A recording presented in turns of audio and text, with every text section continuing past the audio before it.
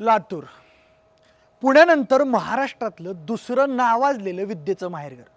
10वी-12वीच्या परीक्षेतले बरेच टॉपर्स विद्यार्थी हे नामांकित लातूर पॅटर्नचेच असतात.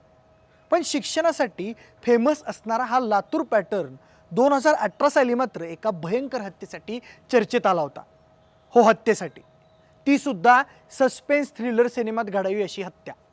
लातूरच्या ट्युशन व्यवसायात आपले हातपाय पसरू पाहणाऱ्या अविनाश चव्हाण नावाच्या उद्योजकाचे काय होतं नेमकं त्याच्या हत्येमागचं खरं वास्तव? चला पाहूया. नमस्कार, मी प्रथमेश आणि तुम्ही पाहताय विशेष भारी. मंडळी, पश्चिम महाराष्ट्रातल्या गावागावात जसे वाळूचे ठेकेदार पाहायला मिळतात, अगदी तसंच लातूरमध्ये शिक्षणाचे ठेकेदार पाहायला मिळतात.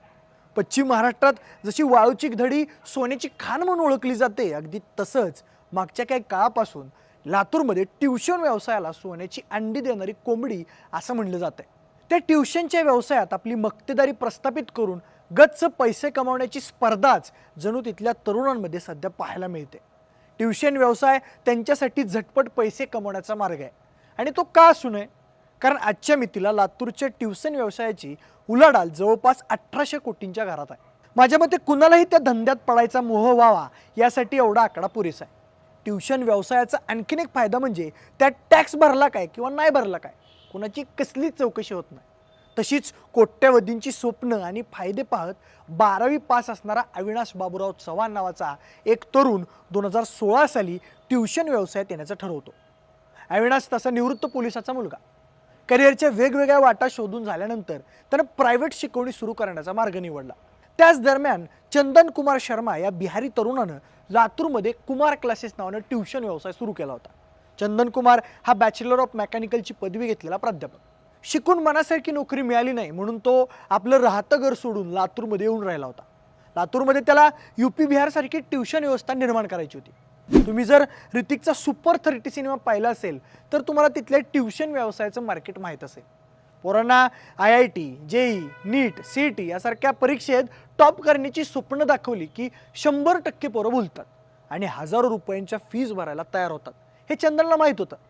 त्यावेळी म्हणजे 2016 साली तर फिजिक्स, केमिस्ट्री आणि मॅथ्स या तिन्ही विषयांसाठी 50,000 रुपये एवढी भरमसाठ फी क्लासवाले मुलांकडून घेत होते. अविनाशने देखील लातूरचं ट्युशन मार्केट ओळखलं. त्याला खात्री पटली की सध्या ट्युशन हा $1 मिलियन बिझनेस आहे. त्यामुळे तो त्या व्यवसायाचा बारकाईने स्टडी करत होता. दुसऱ्या बाजूला चंदनने कुमार क्लासेस सुरू करून 6 महिने उलटले तरी त्याला 7च्या वर आपली विद्यार्थी संख्या नेता आली नव्हती. त्यामुळे तो लातूरमधून आपलं बस्तान उठवण्याच्या तयारीत होता. ती माहिती अविनाशला समजल्यावर तो तडक चंदनला भेटायला गेला आणि त्याला सांगितलं की मी तुला जास्तीत जास्त विद्यार्थी मिळवून देतो, तू फक्त त्यांना शिकवायचं काम कर. म्हणजे मॅनेजमेंट आणि मार्केटिंग अविनाशचं काम आणि टीचिंग चंदनचं काम. पण पैसा मात्र दोघात समसमान वाटून घ्यायचा ठरला. चंदननं होकार दिल्यावर डील पक्की झाली. अविनाशने आपले कॉन्टॅक्ट्स वापरून पुढच्या महिन्याभरात नवीन 100 मुलांची क्लासमध्ये भरती केली. बघता बघता कुमार क्लासेसचं नाव लातूर पॅटर्नच्या ट्युशन गल्ली गल्लीमध्ये गाजू लागलं. नंतर अविनाशने चंदनसोबत पार्टनरशिपमध्ये दिशा अकॅडमी सुरू केली.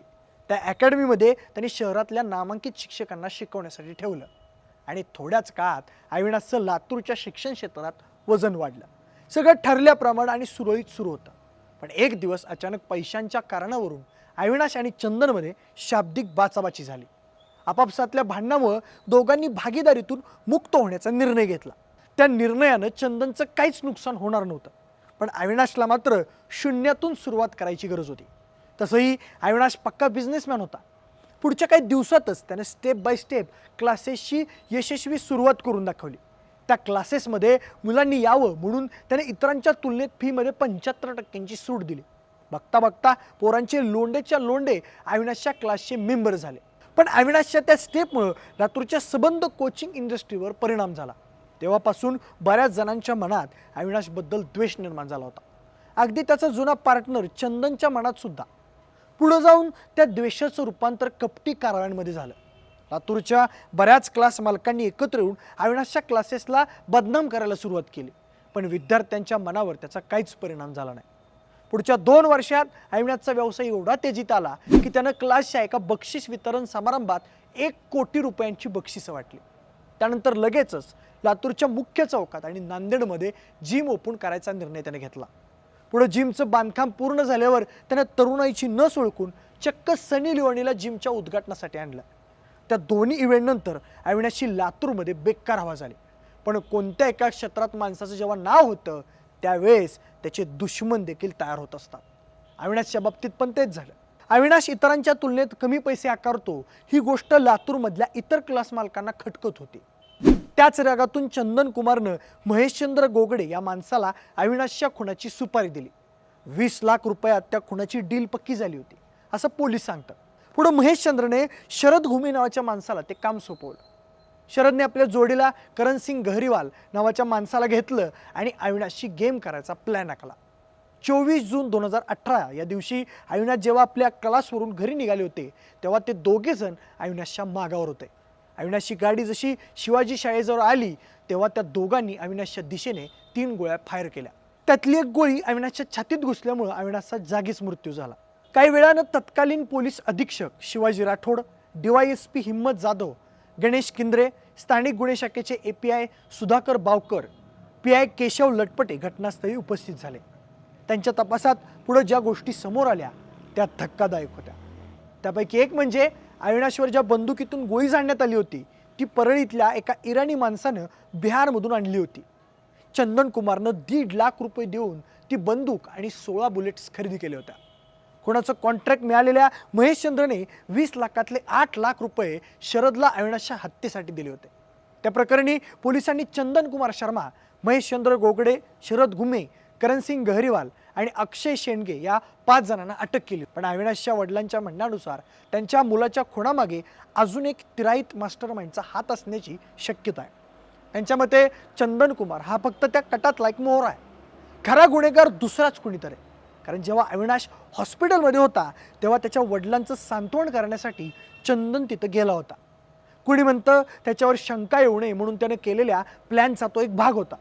आता सध्या त्या प्रकरणावर पडदा पडला असला तरी कुठेतरी पाणी मुरतंय हे मात्र नक्की. मित्रांनो, तसा जर बारकाईने विचार केला तर असे गुन्हेगार तयार होण्यात बऱ्यापैकी आपली निकृष्ट दर्जाची समाज व्यवस्था कारणीभूत आहे असं पाहायला मिळतं. कारण योग्य मार्गाने भांडवल उभं करण्याऐवजी राजकीय वरदस्त मिळून आजकाल अवैध धंद्यात पडणं तरुणांना जास्त सोपं आणि रुबाबदार वाटायला लागले. मुळातच आपल्या समाज व्यवस्थेनं त्यांच्यासमोर दुसरा काही पर्याय शिल्लक ठेवलेला नाही आणि दुर्दैवानं त्याबद्दल बोलतानाही कुठलाही राजकीय पक्ष दिसत नाही. हे तरुणांचं दुर्दैव. याउलट तरुणांना तशा धंद्यात गुंतवून त्यांना पैशाच्या उपकाराखाली दडपून त्यांचा आपला राजकीय फायद्यासाठी वापर करून घेण्यातच नेते धन्यता मानतायत. हल्ली तर धर्माची गोळी चढवून तरुणांना गुन्हे करण्यासाठी धुंदीत ठेवलं जात आहे आणि तरुण सुद्धा गळ्यात सोन्याच्या चैनी टाकून बुडाखाली बुलेट घेऊन पैशाचा धूर काढत गावोगावी फिरतायत. हे थांबवायचं असेल तर तरुणांसाठी ठोस असे करिअरचे मार्ग सरकारने उपलब्ध करून दिले पाहिजेत. म्हणजे त्यांचं शिक्षण असं गुन्हेगारीत वाया जाणार नाही.